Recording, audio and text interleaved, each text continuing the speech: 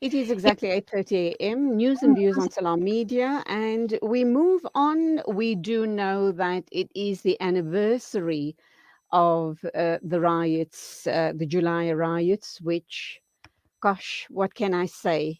South Africa will never be the same again. It just impacted on all of our lives, even those of us that were very far removed from the riots. We were impacted in some way, form, or the other. Let's talk to a News 24 journalist and co author of a book called 8 Days in July. He co wrote this book with Carnita Hunter and Jeff Wicks. And this book was published shortly after, well, I say shortly, not immediately after, but shortly after the riots. And I think it gave us, an insight, a frightening insight as to how the events kind of played out. This is the inside of the Zuma unrest that literally set South Africa alight. So let's welcome this amazing young man, Kaveel Singh. Morning, welcome to the program. Morning, Julie. Thank you so much for having me. Lovely to have you here. I'm wondering what's going through your mind 2 years on, and also the time you and your colleagues decided to get together, and lots of investigative journalism happened in that time, and you collaborated and brought this book out. How are you feeling now, 2 years on? It must have had quite an impact on you writing the book. Sure, yes. We had a very sort of um, three-pronged approach to dealing with writing the book. In terms of that, I was obviously on the ground here in Durban, KwaZulu-Natal. It was very difficult for most people to get into the province at that time. I think you'll remember that the shadows of what we saw this past week happened back then was the burning of trucks, the stopping of main roads in the entrance of KwaZulu Natal.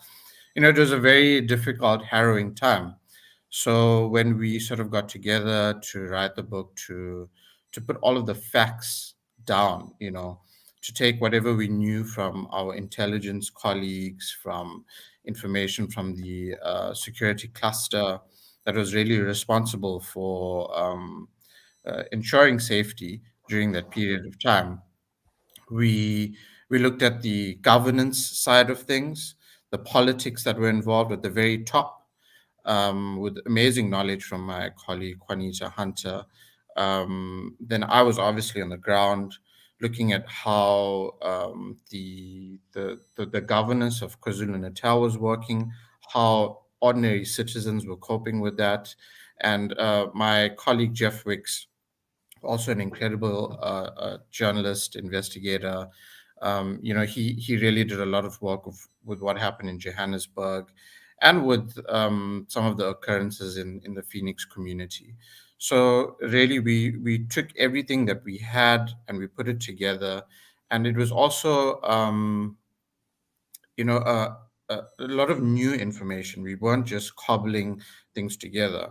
We reached out to crime intelligence contacts, to contacts within the security cluster, to whoever we could, to get factual information, to really feed the South African public a wider view of what was going on in that horrendous, very traumatic period. I'm embarrassed to say that I haven't read the book. I'm going to get my hands on it sometime soon, and get to read it to get really a true picture of what happened at the time, because that's what I get a sense that that is what the book is all about. And I do believe that every South African should read it to understand clearly what had gone down. I spoke to Mm. Naran Ganesh yesterday.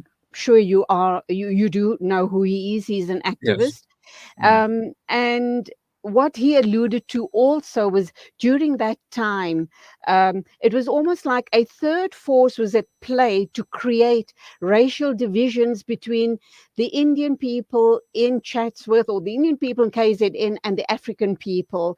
And that in itself was a very, very explosive situation, Mm. because God forbid, had that taken off in a big way, we would have been sitting with absolute mayhem on our hands. People would have been slaughtered wholesale, excuse the pun, but that's what the outcome would have looked like. Your thoughts? I mean, I sat through the entire Human Rights Commission sort of investigation into the unrest, and the things that happened in Phoenix was a huge part of those sittings that occurred. I mean, I would agree with Naren in that, if things escalated, I mean, it had already escalated to a point that no one really wanted it to, no one wanted to see those sort of racially charged clashes. And I think a lot of us feel that, a lot of people feel that those two communities, or those several communities, Phoenix, Zwelisha, Amaoti, those sort of communities in those areas, that they are side by side with each other. They live next to each other. They work in the same communities, but their lives are not exactly the same. The people in the townships are really bear the brunt of a lot of the poverty in our country. Not to say that Phoenix doesn't have that as well, and it really could have spilled into heavy racial wars. I think that presently we still have a lot of racial tension between those various communities surrounding Phoenix and the surrounding communities with Phoenix. But I think there is some sort of headway that we can look at and say, we are making some progress in terms of unity, in that one of the testimonies that the provincial commissioner um, in KwaZulu-Natal gave during that period of time, Mr. General Nhlanhla Mkhwanazi, he said that a lot of the arrests that they made from the Indian community in particular, people that were implicated in that violence, those tip offs came from within the Indian community. So it was a clear show that, there were a lot of people in Phoenix that weren't happy with a sort of racial divide where we're just stopping people on the basis of the color of their skin. And we also have to remember that there were a lot of elements within the Phoenix community, drug dealers, drug lords, that have really flourished there for a very long time, going unchecked by our authorities, going unchecked by our crime intelligence services, who are selling drugs like heroin and cocaine and meth to young people in the community. I mean, I got reports that there were some of these drug dealers handing out pistols to young men, illegal pistols. So it was really a free for all. And I think if we recall that period of time, sometimes we have, with the way things work in modern day media and the modern day world, we're placed with so much of news and events before us that we're very quick to forget that it was a heightened state of panic during that period. People were very concerned that they wouldn't have food. COVID had just happened. And the first thing that happened when COVID occurred was that the people didn't have toilet paper, people didn't have food, there were concerns for fuel and water. The most basic of needs, fell to the wayside. So there was a lot of panic. And I think that this past week, when we saw burning of trucks in this very significant week, the 2-year anniversary of the July unrest, there were concerns because there's a collective trauma that we find in KwaZulu-Natal, in Johannesburg, in all of South Africa. I mean, this was international news at the time.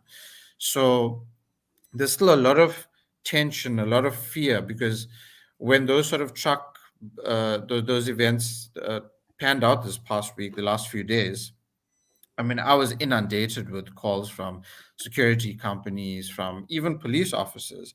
What do you know? Have you heard anything?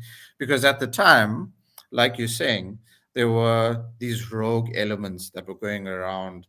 And we mentioned this in our book, and I've mentioned this many times, that the modus operandi that we saw on the ground. I mean, I was even in a helicopter at one point during the unrest, and we clearly saw that there were people who would go to certain key points, key roads, with unmarked vehicles, tires loaded in the back of the vans. They would block these key roads, set it alight.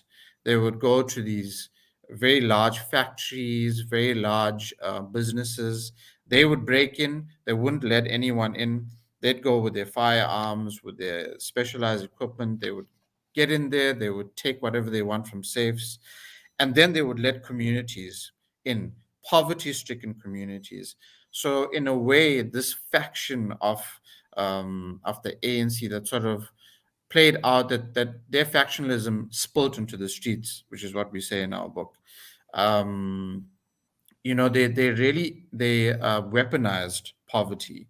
They weaponized poor people who really have almost nothing. They've been left with nothing from our government for so many years that, if you offer them the smallest thing, they're going to try and take it, either Absolutely. sell it or provide food for their families. So I would agree with you. Rogue elements played a massive role in the racial tensions, in weaponizing poverty, and in really trying to break down the South African law and our system of just our communities of just running our society. And Kaveel, fortunately, that can I interrupt you here? This yes, is very, very worrying. I asked the same question to Narend as well, Narend Singh, sure. because the moment we heard about the first few trucks that were torched at Van Rieenen, and knowing that it is the anniversary of the July riots, the first thing that popped into my mind is this another the start of another riot playing out, and that's a great possibility because you might just get those rogue elements misreading the situation and thinking it's time for another rampage. Sadly, that's the one issue. What do we say? What do we have to say about our intelligence service? My goodness me. Um, it is frightening to think that they didn't have the intelligence, or maybe they do. They have the intelligence, and it suits them and suits the faction they belong to for this to continue happening. But at the same time, we need to ask the question, could this not be the start of another repetition of the July riots?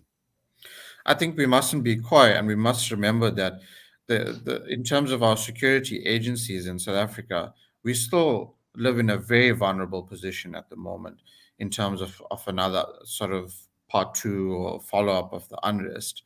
And we have to remember that communities that stood up during that time were really the only thing that preserved what we've already built in certain parts of KwaZulu Natal and Johannesburg, where this was largely affected. I think crime intelligence and our security serve the reason why we can comfortably say that, it's possible that something like this could happen again is because the intelligence services and our police really largely haven't really improved that much. We still find that, even during that time 2 years ago, there were factional battles at play, which is why our intelligence services were stunted. So while you might have some intelligence officers saying, these are the warnings that we have, and in our book you'll see that we speak about that there were warnings that were given to government. There were documents, there were dockets that were given to say, there's a possibility that this could happen. But was it actioned? Not really, and we saw police really caught on the back foot. We saw that in Durban, in particular, Metro Police were the figures that we saw on the ground.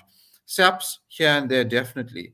And while police maintained that they were on the ground, but they were stretched thin, I think if you speak to a lot of prominent people in communities like the Narayan Ganesh, Duff Civic Association, and a lot of other community leaders in the city, they'll say that they were completely abandoned by police, that they had very little support.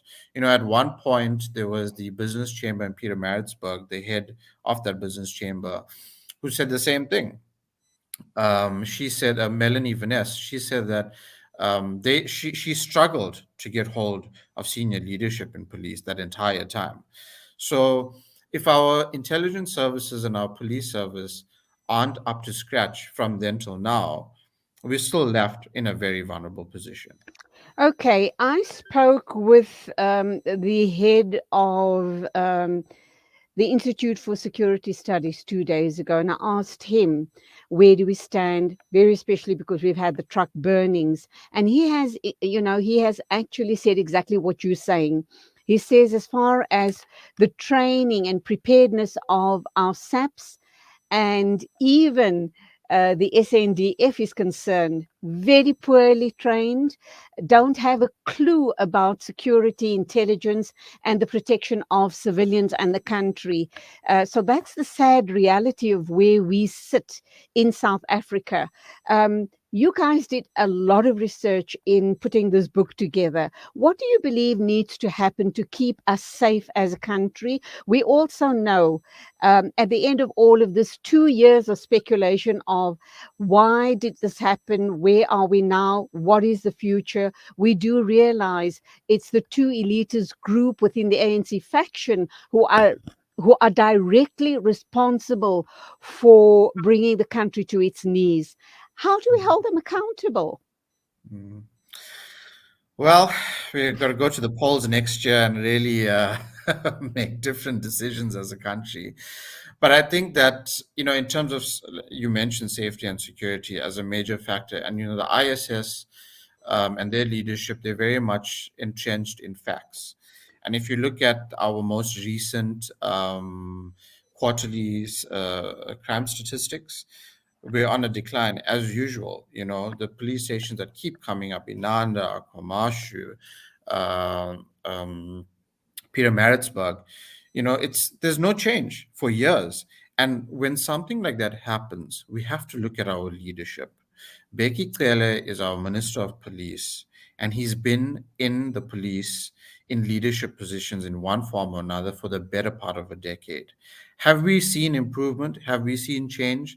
For our country to really get earnest and honest, overhauled change, it starts with security. There's rampant murders, hijackings, robberies, theft all of the time, and that really boils down to our security services, our police service. That's number one. So if we have leadership from our president, Cyril Ramaphosa, who's saying, we need to keep Beki Cele here, you have to wonder when people in the ANC are ousted and they talk about small Yana skeletons in the closets, why are we really keeping underperforming people in leadership Absolutely. positions, even in the ANC? Fikile Mbulula, Beki Cele, I mean, these people really shouldn't be here. Okay, we're going to have to end it there. Look into your crystal ball very quickly and tell and tell us what you expect the next few days to look like. And we need assurance. We need to know as ordinary civilians that things are going to be okay. The perpetrators of the truck burnings are going to be brought to book. 2 years on, what have we learned from the unrest? I mean, you don't need a rocket scientist to tell you this, but we do know education and employment, give the young people jobs, let them be Yes. self-sufficient, and we won't have this type of situation repeating itself. Your thoughts? I mean, over 60% of young people are unemployed at the moment. And I think that to a large degree, that has to be like placed in front of the ANC. And we have to talk about, if we want realistic change in our country, we have to push young people at the forefront of our economy. And if we want to do that, we've got to create jobs. And if you're going to create jobs, we've got to work with the private sector. And right now, if you look at the supply chain management and the stories that we write, even at News 24, they all have the same sort of architecture of supply chain, someone's connection, it was passed without any proper procedure, and that continues. I think once we stop corruption, we'll be a better country. If we create safety, we'll be a better country, and that will ultimately create jobs. And I think that people should definitely be concerned with our security agencies. I think for the rest of the week, in terms of what's happened this week, they should rest easy in that our private security has joined up with SAPs in the sort of Richards Bay areas, in Limpopo, Mpumalanga, and there definitely are people on the ground who have learned our private security. Even some of our security forces have learned and they know what happened during that time, and they are being very proactive. So hopefully the rest of the week is a lot more peaceful, and yeah, we can continue making improving strides as we Okay, move. Kaveel, and as you and a whole host of people that I talk with on the show, the one thing that everybody seems to be echoing is please, good people, make your vote count in the upcoming elections. And that is something, a mantra we won't stop repeating here on News and Views. Thank you indeed for your time. Thank you for a great piece of Thank you, work. Judy. As I've said, I haven't read the book, but from what I've heard about it, it's really a brilliant piece of work. So to all three of you, keep it up. Go well. God bless. Thank you so much. It is exactly 8:50. We're going to have to wrap up in literally 10 minutes to cross over to the Hyatt region, the Hyatt Hotel, for that book event, an interview with Inayat Wadi and Azad Essa. But before we do that, we're also going to be talking about Germany wanting nurses from South Africa. But before we go to that interview, we have to watch this clip, an amazing piece of work by one of the new people here at Salam Media, a new member of our family. Let's just take a look at this clip. It is absolutely amazing. It has to do with the Bosnian genocide 28 years later.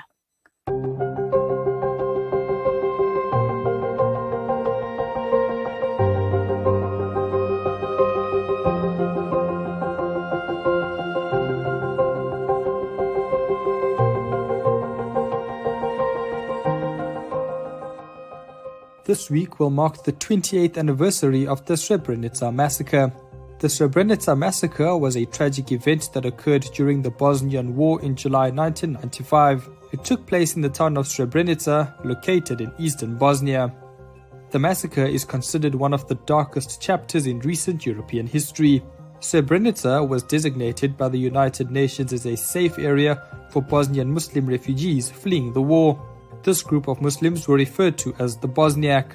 However, the town was besieged by Bosnian Serb forces commanded by General Ratko Mladic. On July 11, 1995, the Bosnian Serb forces overran Srebrenica. In the days that followed, Bosnian Serb troops separated Bosniak men and boys from women and children. The men and boys were systematically executed, while the women and children were forcibly deported. The mass killings took place despite the presence of Dutch United Nations peacekeeping forces who were unable to prevent the atrocity. Estimates suggest that around 8,000 Bosniak men and boys were killed during the massacre. It was an act of genocide aimed at eliminating the Bosniak population and achieving ethnic cleansing. The international community labeled the massacre as such, and it played a significant role in shaping the subsequent war crimes tribunals. The Srebrenica massacre stands as a grim reminder of the horrors of war and the devastating consequences of ethnic conflict. It serves as a symbol of the failure of the international community to protect innocent civilians during times of crisis and the urgent need for justice and reconciliation in post-conflict societies.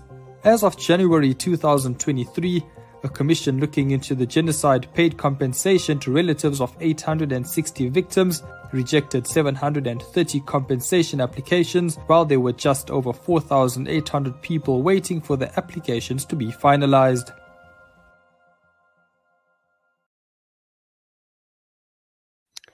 Absolutely powerful video clip there by Mohammed Kaji, who's just joined us recently at Salam Media. It is 8:54 a.m. We're going to be now talking to Sibongiseni Delihaso about nurses from South Africa going to be recruited for Germany. Your thoughts on that? We'll see if we can get some comment by Denosa.